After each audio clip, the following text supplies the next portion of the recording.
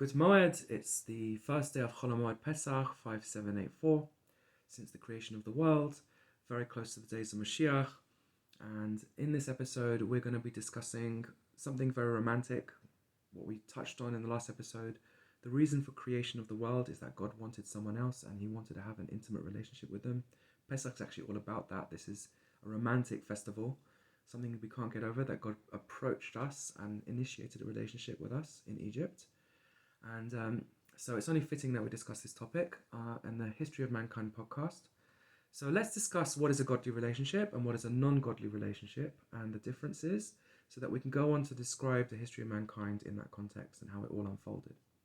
So the definition of a godly relationship is actually found in the holiest book of the Tanakh, which is the Song of Songs, Shir HaShirim, the 6th chapter, verse number 3, which says, "I am for my beloved and my beloved is for me."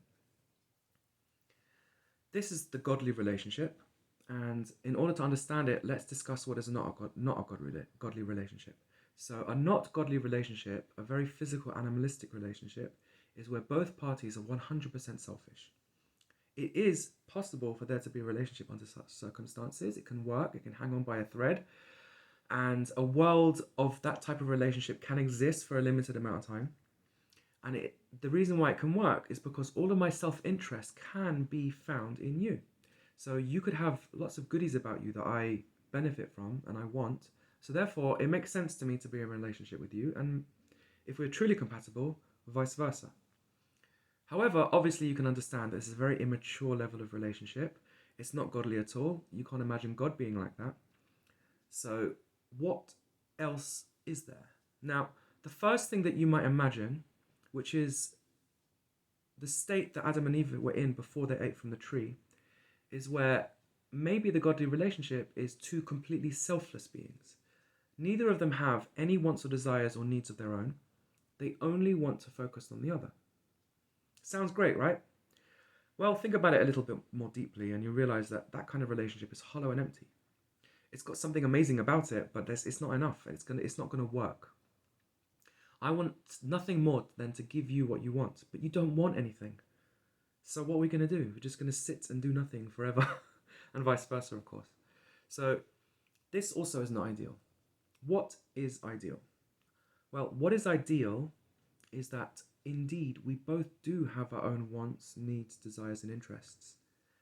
However, we rise beyond them to the point where we no longer want to look after our own wants, needs, and desires. We would much rather, in a more mature way, look after the wants, needs, and desires of someone that we love. That is far more compelling. It's far more of a pleasure and a delight, and an ambition and an obsession. This type of relationship is the godly relationship. I am for you. And what am I for you? I'm for looking after you, for looking after your wants, needs, and desires, for all I can think about, all I want to do is look after your wants, needs, and desires. And you, hopefully, want to do the same for me. So we both do have those wants, needs, and desires, and we leave it to the other to look after them. Now, there is a slight nuance to this, which we're not going to get into in this episode, which is that there are two ways of giving to the other. There's the giving, the active giving, and there's the receiving giving, or the passive giving.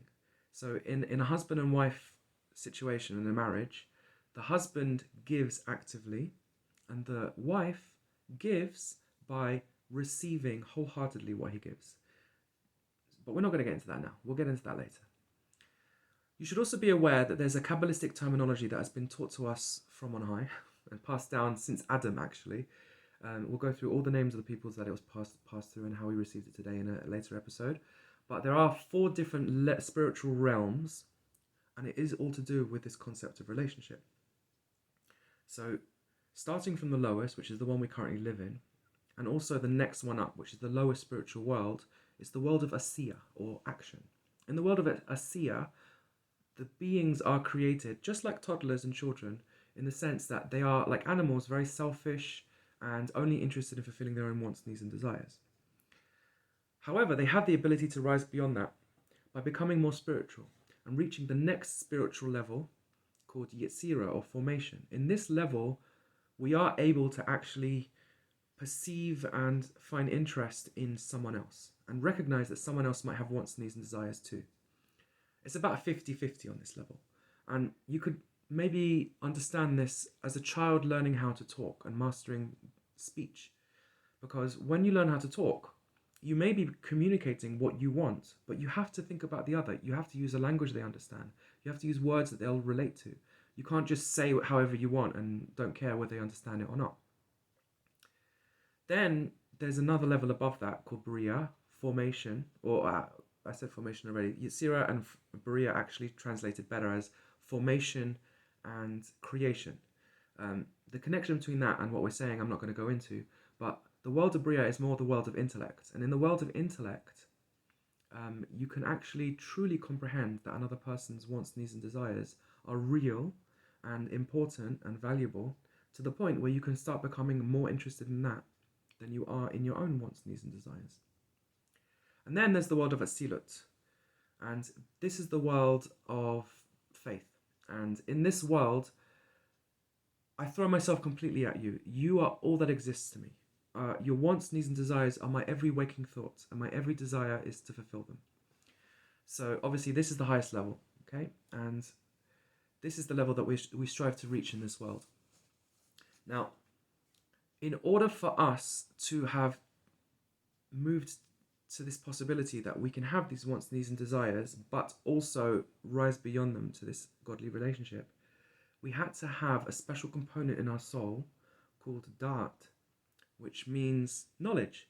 But a better translation to truly understand what it is and how it's different from other types of intellect is that it's more self-conscious knowledge, or rather the ability to take objective knowledge and make it personal. That ability comes from the fact that I now am self-consciously aware. I am now interested in myself. I'm now able to feel emotions about myself as well as about how the knowledge that I learn applies to me. Basically, it's the opening to selfishness, which is why the tree of knowledge is called the tree of knowledge of good and bad. That's the bad. We can become selfish once we have da'at. However, it's also good because, like we said, it enables the possibility of a truly godly relationship.